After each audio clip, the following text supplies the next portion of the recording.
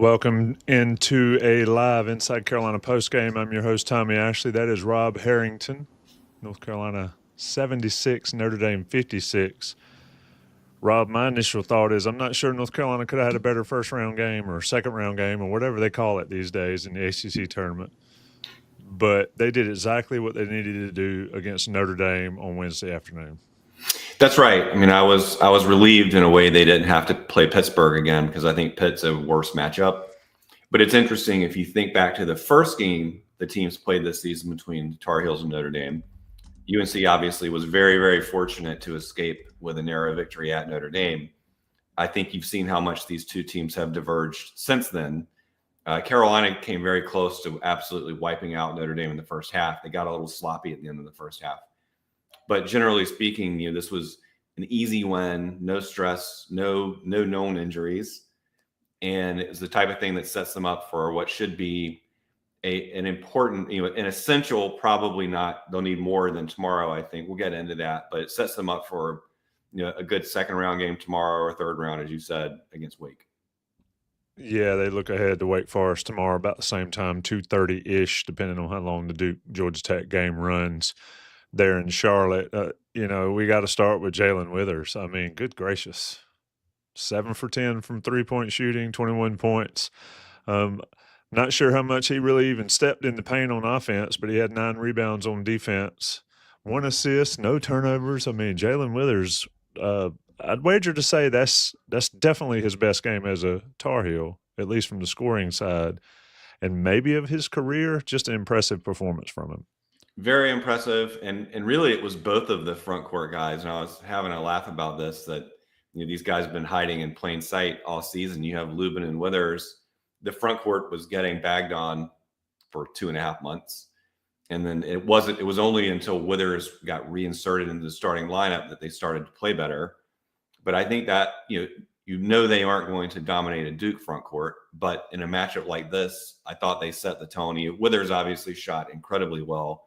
But Lubin had a very good game too, and it took pressure off of the guards, which is exactly what, the type of balance they haven't always had this season.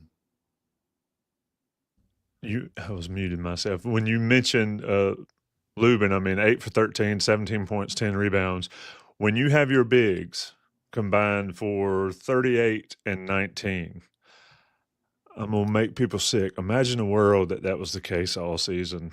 But here we are, like somebody in the chat said, they're 0-0, and they got a huge game again tomorrow. Let's talk a little bit about the guards. I mean, Elliot Cadeau hit a 3.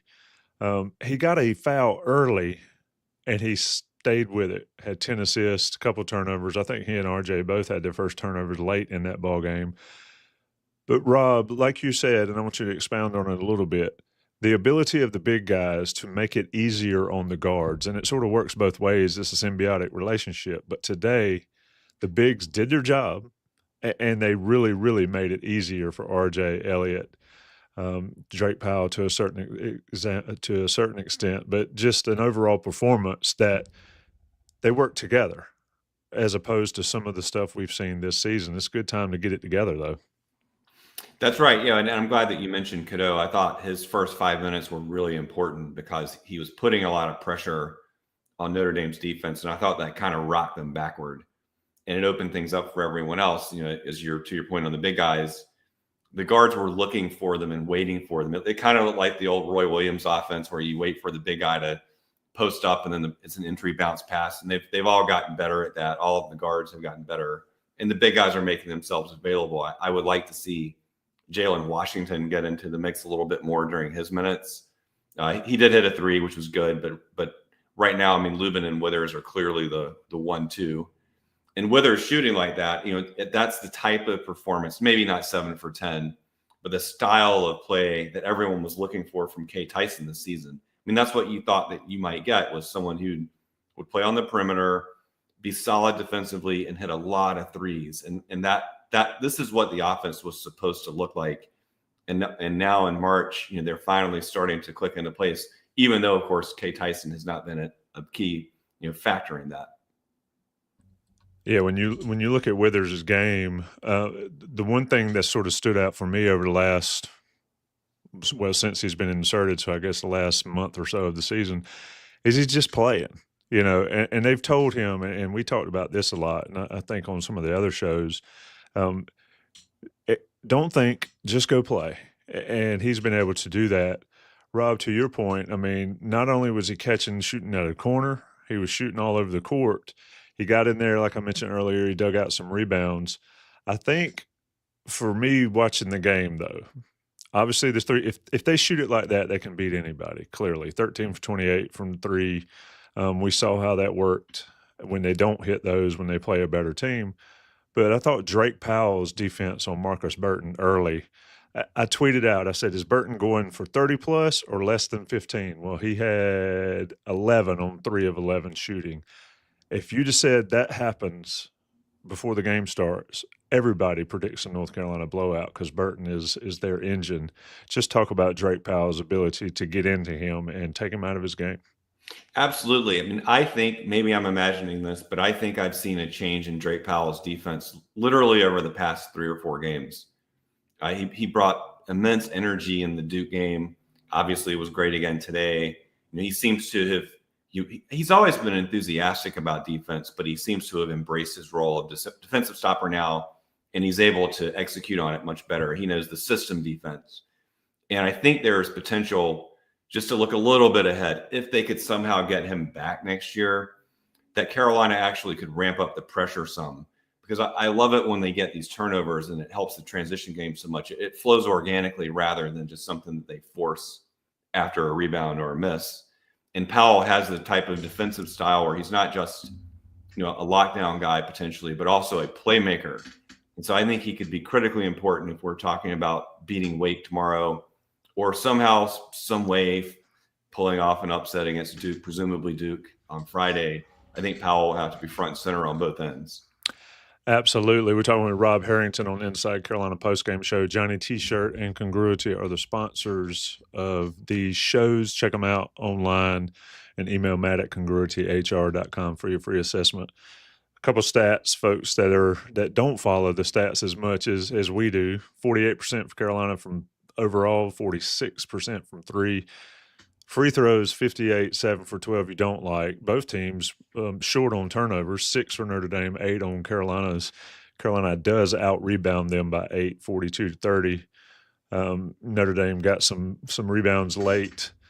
Rob, when you look at the pace, and 76-56 is not a high-scoring game these days, but when you look at the pace for North Carolina, one thing that stuck out to me was the offense was running, but there was not a lot. I don't remember one time, and correct me if I'm wrong, I don't remember one time it was pounded into the floor and jack a three. But I do remember 5 or 6 passes where everybody touches it, and then you get an open look one way or another. That is how Carolina plays. I agree. There were some quick threes, but there wasn't a lot of the dribbling to nowhere that they've done a lot this season. There were some beautiful possessions, especially one in the first half, which I think culminated with RJ Davis hitting Lubin for a dunk. Just a beautiful possession. And part of this is a byproduct of the big guys becoming more assertive, especially Lubin in the post, because they wait for him. We talked about that. And so they have a slower, more methodical possession, but it's waiting for someone to get open, and there's a little bit more movement, and your big guy is active. You're not just dribbling and dribbling. You're looking for a passing angle, and they made nice passes to them. It sounds simple, but I think this is a pretty substantial improvement, not just today, but really going back to the start of the prior win streak.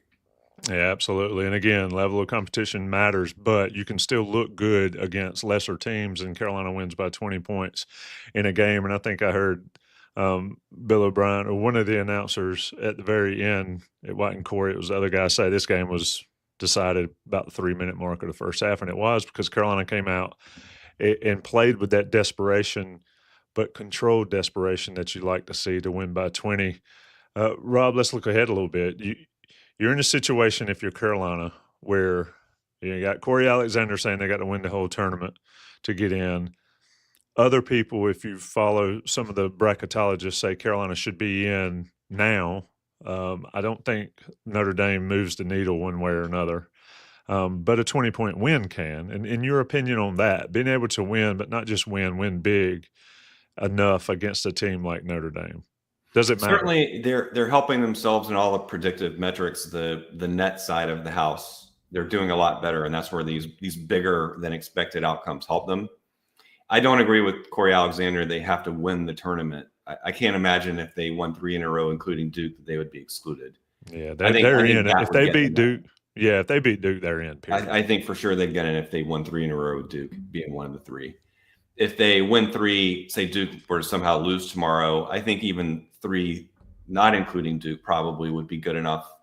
I don't think today does it, and I don't think tomorrow will do it unless a lot of things broke right in the conference tournaments. But if you look at what I look at is the consortium, there's sort of the consolidated bracket picks at Bracket Matrix, and right now Carolina barely shows up in anyone's brackets. They're probably getting selected 5% of the time, and of course none of those is official, but it sort of tells you that.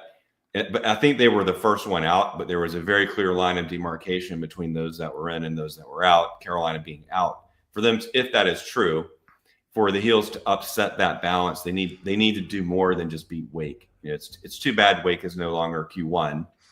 I do think it could help them some, maybe if someone falls down, maybe if the new committee members who are joining this year have an opinion about more consistent records versus Q1, who knows? But I think that the focus for me is to get 3.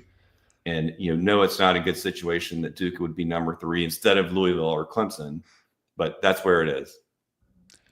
Yeah, and I think, look, I understand all the brackets and all the bracketology and all that, and I see SEC teams have a pile of them. Arkansas has got they play in a tough league, yes, but you don't need bid stealers for sure. You don't need teams in a traditional one bid league to have somebody come up and steal that one bid and then somebody else get in. That'll hurt Carolina. So there's a lot to go on, but the bottom line for Carolina, you can control what you can control, and beating Notre Dame by 20 is the first step. All that other stuff that happened before today doesn't matter. It is what it is, and people can argue forever about it. It doesn't change anything. So, Rob, let's look ahead to Wake Forest a little bit. Obviously, Wake Forest beat them earlier in the year. Wake Forest has had Carolina's number to a certain extent. Other than play exactly like they did today, what does Carolina need to do to have some success against Wake and not get in a situation where it's coming down to the wire and you've got to, put all your energy into it? Because if you win, you got a big one the following day. Tournament basketball is all about maximizing opportunities, winning games you're supposed to, and winning them easy if at all possible. Your take on Carolina-Wake tomorrow? That's right. I think that they've gotten better. Carolina has gotten better, and Wake has gotten worse since the two teams played. Wake sort of crashed out at the end of the regular season. I expect Carolina to win this game. I don't think it's 50-50. I think they should win this one, not just they have to win. All of these are elimination games when you get right down to it, probably.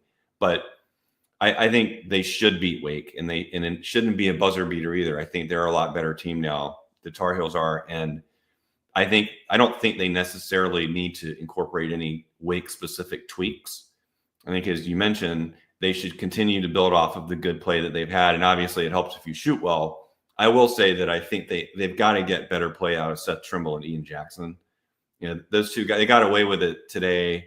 Those two guys sort of being out of sync, but they need to get them on track because they will need the guards. The big guys are not always going to play as well as they did today. So they need to get Trimble and Jackson, two of the most important players on the team, to get going. I expect RJ Davis to probably be more assertive within the offense the rest of the tournament, unless they were to win by blowout. But otherwise, I think you'll probably see him take more shots. Still look to have better balance versus Wake than they had around the first part of the season when they played them before. And I don't think they need to do anything particular. I think they should play the way they have been, keep blocking in defensively like they did some today, off and on. And obviously, you just have to hope the offense stays in sync with three-point shooting. Yeah, absolutely. Keep hitting shots, but also share the basketball. 19 assists today, which is a good, solid number for Carolina, especially given how it stagnated out before. When you look at those type stats, you say this team is playing together. They're playing with each other instead of just you're on my team, and you see that when you reflect when your guards have 16 assists, RJ and Cadeau have 16 assists combined, Elliot with 10.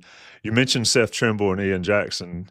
They combined today 2 for 10, 0 for 4 from three-point range for 5 points. Trimble particularly 0 for 4. You see anything with Seth Trimble that's sort of concerning? He